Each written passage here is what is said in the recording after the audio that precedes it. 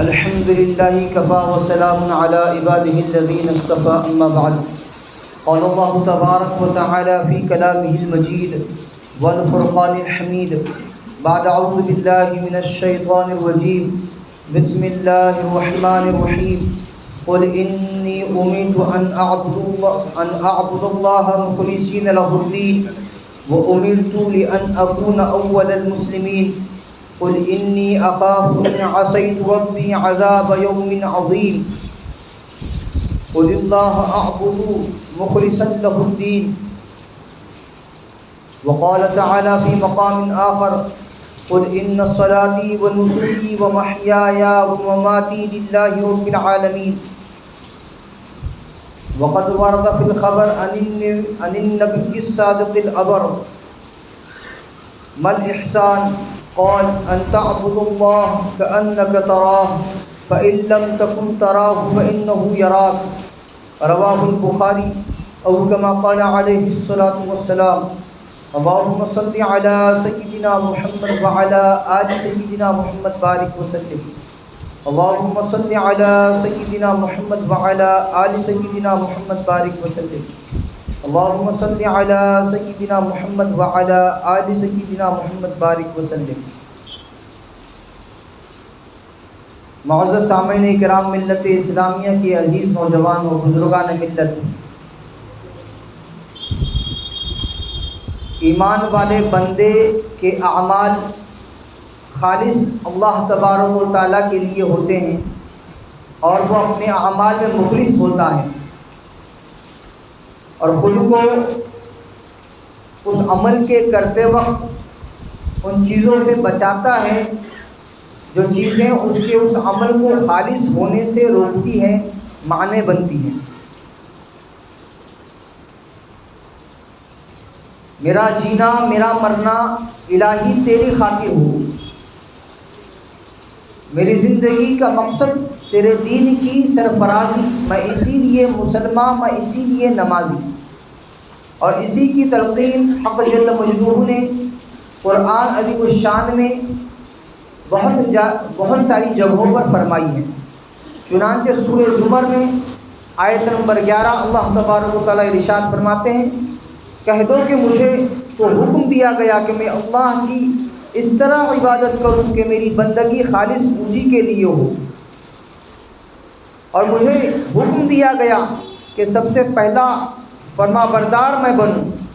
کہہ دو کہ اگر میں اپنے پروردگار کی نافرمانی کروں تو مجھے ایک زبردست دن کے عذاب کا اندیشہ ہے.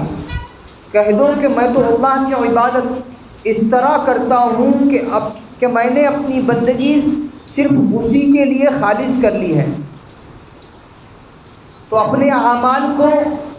اپنی عبادت کو، اللہ کے حکموں کو عمل میں اس طرح لانا ہے کہ ہمارا وہ عمل خالص اللہ کے لیے ہو. اور اسی کو ٹارگیٹ بناتا ہے شیطان. شیطان نہیں چاہتا کہ بندہ سب سے پہلے تو وہ آمادہ ہونے نہیں دیتا اعمال پر. وہ آپ کو نماز سے دور رکھے گا، روزہ رکھنے سے دور رکھے گا، زکوٰۃ دینے سے دور رکھے گا، حج پہ جانے سے دور رکھے گا. لیکن اگر کسی طریقے سے آپ نے اپنے آپ کو آمادہ کر دیا ان اعمال کی طرف، تو پھر اب اس کا ٹارگیٹ یہ ہوتا ہے، اس کی کوشش یہ ہوتی ہے کہ اس کے عمل کو خراب کر دو. عمل سے تو روک نہیں سکا، اب اس کے عمل کو خراب کر دو تاکہ اسے اجر نہ مل سکے، تاکہ اسے اللہ کی رضا نہ مل سکے، تاکہ یہ اللہ کا محبوب ترین بندہ نہ بن سکے. یہ اس کی کوشش ہوتی ہے. اور اسی کوشش کو فیل کرنے کے لیے بلوایا گیا بندے سے. قرآن عظیم الشان میں اللہ تبارک و تعالیٰ اللہ کے نبی صلی اللہ تعالیٰ علیہ وسلم سے کہلوا رہے ہیں، قل ان صلاتی و نسکی و محیای و مماتی للہ رب العالمین. آپ کہہ دیجئے کہ میری نماز، میری قربانی، میرا جینا، میرا مرنا اللہ رب العالمین کے لیے ہے. خالص عبادت جس میں نہ ناموری ہو، نہ دکھاوا ہو، نہ رسم و رواج ہو، نہ ایسی چیزیں ہوں کہ جو شریعت کے خلاف ہیں، مزاج شریعت کے خلاف ہیں. ایسی کسی چیز کی ملاوٹ نہ ہو، خالص ہو. جیسے ہم اپنی زندگی کے اعمال میں، جیسے ہم اپنی زندگی کی ضروریات میں خالص چیز کی تلاش کرتے ہیں، جب میں جس چیز کو میں حاصل کر رہا ہوں، لینے جا رہا ہوں، مجھے وہ بیسٹ کوالٹی کی ملے، خالص ملے، ملاوٹ سے پاک ملے، اس میں کوئی ملاوٹ نہ ہو، یہ کوشش ہوتی ہے۔ ایسے ہی اعمال میں یہ کوشش ہونی چاہیے کہ شیطانی کسی ہتھ کنڈے کا میں شکار نہ بنوں اور میرا عمل ملاوٹ والا نہ بن جائے، جس کی وجہ سے اللہ کی رضا، اللہ کی خوشنودی سے میں دور ہو جاؤں۔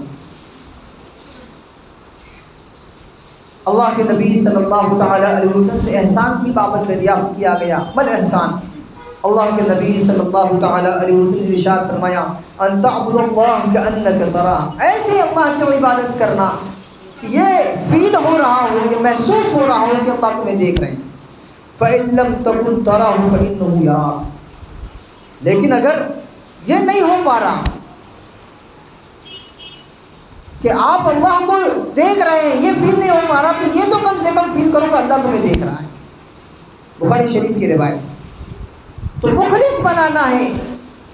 خود کو مخلص بنانا ہے، اپنے اعمال میں اخلاص پیدا کرنا ہے، اور اخلاص کہ جس میں کوئی باہری چیز کی ملاوٹ نہ ہو، کہ جس میں شیطانی کسی داؤ پیچ کی ملاوٹ نہ ہو۔ ہر عمل میں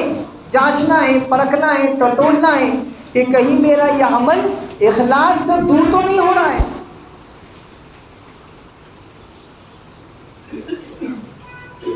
نفل روزہ بندہ رکھ رہا ہے،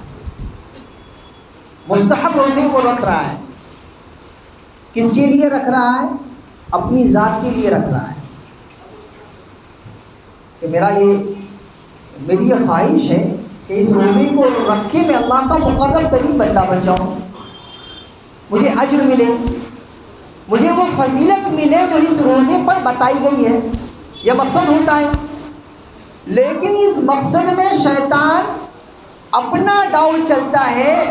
اپنی حرکتیں شامل کرتا ہے جب نیت کا کھوٹ آ جاتا ہے۔ کیسے آئے گا نیت کا کھوٹ؟ ایک بندہ انفرادی عمل کر رہا ہے، اس نے نفلی روزہ رکھا، دن بھر کے روزے کے بعد جب اس کی افطاری کا وقت آ گیا، اب اجر ملنے کا وقت ہے، دعا کی قبولیت کا وقت ہے، اللہ سے لینے کا وقت ہے، تو یہ بندہ جس نے اللہ کے لیے خالص روزہ رکھا، پورا دن بھوکا پیاسا رہا، اس کا یہ کام تھا کہ وہ اپنے روزے کو جیسے اس نے خاموشی سے سحری کی، خاموشی سے افطار کرتا۔ شیطان نے اس میں اپنا ڈاؤن چلا کہ پورا وہ مجمع کہ جو مسجد میں مغرب کی نماز کے لیے آیا ہوا ہے، وہ پورا کا پورا انتظار میں کھڑا ہوا ہے کہ یہ جو نفل روزہ رکھنے والے صاحب ہیں، مستحب روزہ رکھنے والے صاحب ہیں، یہ فارغ ہوں تو میں نماز کے لیے اپنے آپ کو کھڑا کروں۔ سارا ضائع کر دیا شیطان نے، کیونکہ میں نے اپنی ذات کے لیے کام کیا تھا، اللہ کی رضا میں چاہتا تھا، پوری امت، پورے لوگوں کو اگر میں پریشان کر رہا ہوں تو مجھے کہاں اجر ملے گا؟ ہر عمل میں آپ کو ٹٹولنا ہے، یہ ایک مثال دے کر بتایا گیا، ہر عمل میں ٹٹولنا ہے۔ آپ روزہ رکھ رہے ہیں، زکوٰۃ دے رہے ہیں، زکوٰۃ کی ادائیگی آپ اپنا فریضہ ادا کر رہے ہیں، لیکن اگر آپ نے اس زکوٰۃ کی رقم مستحق کو دیتے ہوئے سیلفی کھینچ لی کہ دیکھو فلاں مستحق کو میں نے رقم دی، آپ کی وہ زکوٰۃ تو ادا ہو گئی، لیکن کیا اس پہ اجر ملے گا؟ وہ جو دل آزاری ہو رہی ہے اس غریب کی، اس دل آزاری کی وجہ سے کیا اجر ملے گا؟ حج پر جا رہا ہے بندہ، اپنا فریضہ ادا کرنے کے لیے جا رہا ہے، مجھ پر حج فرض ہوا ہے، میں حج بیت اللہ کے لیے جا رہا ہوں، ارادہ رکھتا ہوں۔ اب اگر وہ پورے اپنے محلے میں، رشتہ داروں میں اس کا ڈھنڈورا پیٹے، میں حج پہ جا رہا ہوں، حج پہ جا رہا ہوں، اور بہت ساری گاڑیاں اس کے ساتھ اس کو روانہ کرنے کے لیے جا رہی ہیں، جس سے ٹریفک کا نظام دھرم برم ہو رہا ہے۔ روحانیت سے خالی کرانے کی سازش ہے شیطان کی۔ شیطان نہیں چاہتا کہ اس کا یہ عمل خالص ہو، روحانی عمل بنے، اس لیے وہ اپنے پیترے چل رہا ہے، اور ایمان والا بندہ اس کا شکار ہو کر خود کو اجر سے، اللہ کی رضا سے محروم کر رہا ہے۔ فضیلت والی راتیں ہیں، جیسے گزشتہ رات گئی، اس میں بتلایا گیا کہ یہ جو فضیلتیں ہیں یہ آپ کی ذات میں خود حاصل کرنے کے لیے ہیں کہ آپ اپنے آپ کو جتنی وسعت ہے، گنجائش ہے، طاقت ہے، اس حساب سے اپنے آپ کو عبادت پر آمادہ کیجئے، عبادت کیجئے، اپنی فضیلت کو آپ پائیے۔ یہ بتلایا گیا، یہ انفرادی اعمال ہیں۔ اب اس میں شیطان نے اپنی چال چلی کہ اگر یہ اکیلا تنہائی میں روئے گا، دوئے گا، اللہ کے سامنے گڑ گڑائے گا، آہوزاری کرے گا، جو بہت زیادہ اپنے آپ کو اللہ کے لیے خالص کر کے تلاوت کرے گا، خشوع خضوع والی نماز پڑھے گا، تو یہ تو مقبول بندہ بن جائے گا اللہ کا۔ تو اب اس کو اجتماعیت میں لگا دو، گپ شپ میں لگا دو، اس کو لایعنی چیزوں میں گرفتار کرا دو، نہ یہ عبادت کر سکے، نہ یہ اللہ کے سامنے رو دو سکے، نہ یہ اللہ کو یاد کر سکے، ضائع کر دو اس کی رات کو۔ جتنے بھی انفرادی خصوصاً اعمال ہیں، ان اعمال میں شیطان کے ہتھ کنڈے ہیں، جس سے ہوشیار رہنے کی ضرورت ہے کہ میرا یہ عمل جس کو میں اللہ کی ذات کے لیے خالص کر رہا ہوں، اخلاص نیت بعض مرتبہ یہ ہوتا ہے کہ بندہ مخلص بن کر عمل کی شروعات کرتا ہے، بہت مخلص ہوتا ہے وہ۔ سحری کرنے والا لازمی بات ہے، جب سحری کے لیے بیدار ہوا، اس نے اپنے آپ کو اٹھایا، اس نے سحری کھائی، کس نے اس کو پریشر ڈالا اس کے اوپر یا اس کو مجبور کیا کہ وہ سحری کے لیے اٹھے اور کچھ کھا لے؟ کسی نے نہیں، وہ تو خالص اللہ کے لیے اٹھا، اللہ کے لیے اس نے روزہ رکھا۔ ابھی جو اخلاص بھرا عمل اس نے شروع کیا تھا، اور اعتبار خاتمہ کا ہے، کسی بھی جیسے زندگی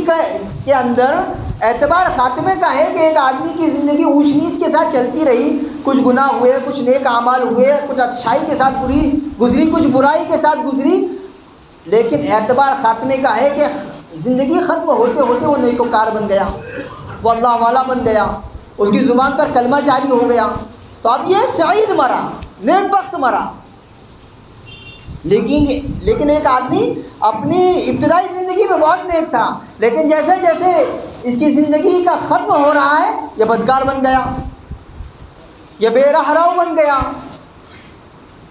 اس کا خاتمہ صحیح نہیں ہو سکا۔ تو اعتبار خاتمے کا ہے، ایسے ہی اعمال میں ابتدا سے زیادہ اہمیت انتہا کی ہے۔ آپ نے شروعات تو کی تھی مخلص بن کر، بہت زیادہ اخلاص کے ساتھ آپ نے اٹھ کر سحری کی، لیکن آپ سحری کے بعد پورا دن گزارتے ہوئے جب افطاری کے ٹائم میں پہنچے تو شیطان نے اپنی چال چل دی،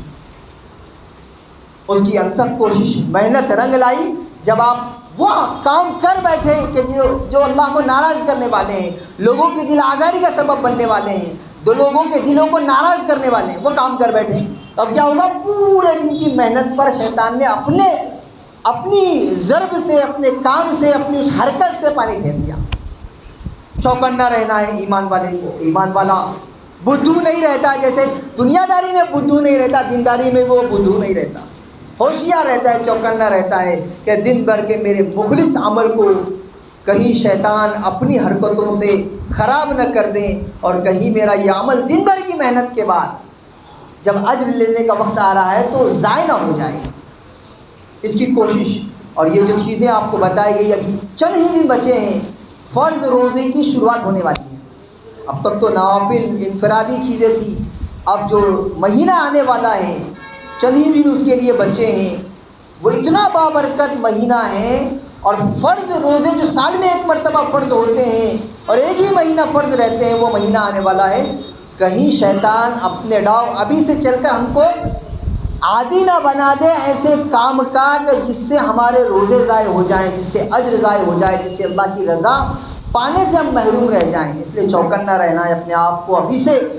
اس کا عادی بنانا ہے کہ میں شیطان کی چال بازیوں سے ہوشیار رہوں گا، کسی ایسی چیز کو اپنے عمل میں، اپنے فرض روزے میں، اپنی عبادت میں کسی ایسی چیز کو شامل نہیں ہونے دوں گا جو اللہ کو ناراض کرنے والی ہے یا میرے اجر کو ضائع کرنے والی ہے۔ ابھی سے اپنے آپ کو پابند بنانا ہے اور اس کے لیے تیار کرنا ہے۔ جیسے اصل چیز آنے سے پہلے ٹریننگ ہوتی ہے، پریکٹس کرائی جاتی ہے کہ عین وقت پر آ کر وہ چیز خراب نہ ہو جائے، ایسے ابھی سے ہمارے اس عمل کو خالص بنانے کے لیے، مخلص بنانے کے لیے اور پیور بنانے کے لیے ٹریننگ کرنی پڑے گی، ابھی سے ہمیں مشق کرنا پڑے گا، اور شیطان کی چال بازیوں سے چوکنا رہنا پڑے گا، ہوشیار رہنا پڑے گا۔ اللہ کرے کہ امت اسلامیہ صحیح معنی میں حق جل مجدہ کی اطاعت، اللہ کی فرما برداری مخلص بن کر کرنے والی بن جائیں، اور شیطانی تمام ہتھکندوں سے اللہ میری آپ کی ساری امت اسلامیہ کی حفاظت فرمائے۔ وآخر دعوانا الحمد للہ رب العالمین، والصلاة والسلام علی سید الانبیاء والمرسلین صلی اللہ تعالی علیہ وسلم۔